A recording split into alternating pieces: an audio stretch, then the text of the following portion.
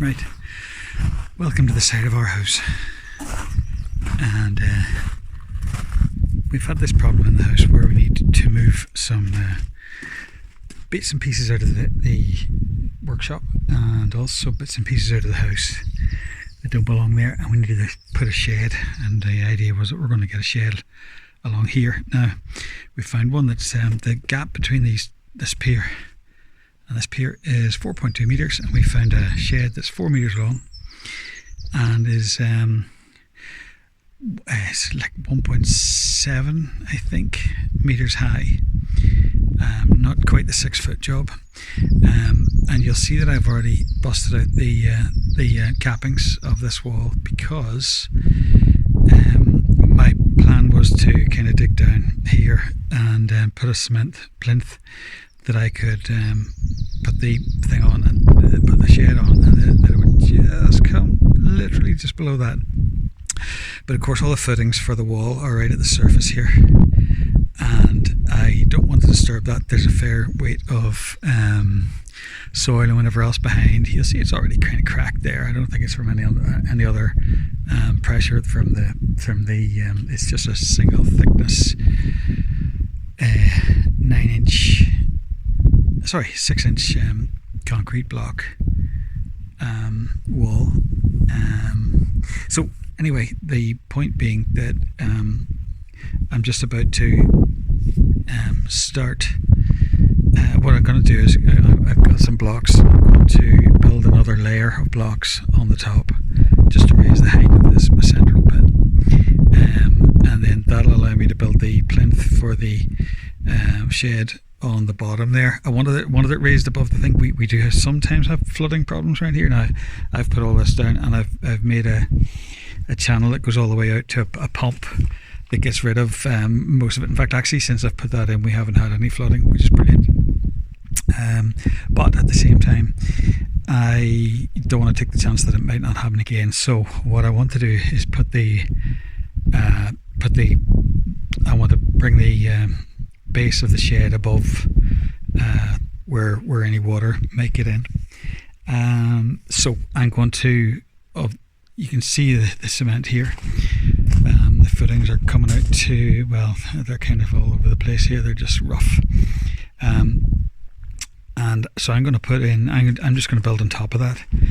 It's got to come out about 1.2 metres, like I say, about 4 metres long. It's quite a long, narrow shed, perfect for here. And it's just lean-to. There's no back wall on it. The wall is the back wall of the shed. I'll show you a picture of that. Anyway, so I'm going to set the camera up on the. Sorry for the wind noise, by the way. I'm going to set the camera up on the tripod and put it into time-lapse mode and see if we can get a few of these bits done. Oh, and by the way, of course, I've never mixed any mortar or cement or anything like that in my life before. So it's going to be all new to me. I've bought the bags of cement, some sand, a bit of plasticizer, and I borrowed a cement mixer for a good friend. So I think we're going to go for it. Look and see where we end up, or laugh if not.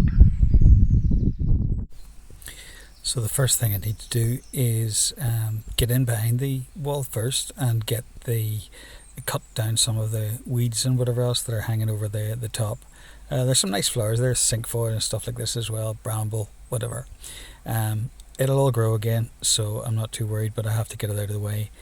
And one of the things is that on the far side of the wall as well, you'll probably hard to see with the sped up footage, but the ground is very uneven. It's mostly building spoil and whatever else that was chucked behind there whenever the thing was built, and so the ground is very, very uneven, and whenever I climb over there, I've got to try and do my best, I suppose, to try and not fall over the wall, but also I'm just going to stack all the cappings and stuff out of the way and just give myself a little bit of room to do some work.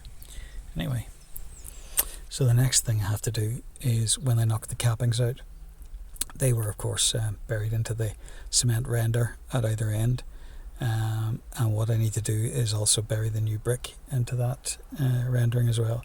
So I'm just putting up a a block and marking around it with a marker, as well as estimating where the capping is going to go. And I'll do that at both ends, and then just chisel it out with a kind of Kango style thing.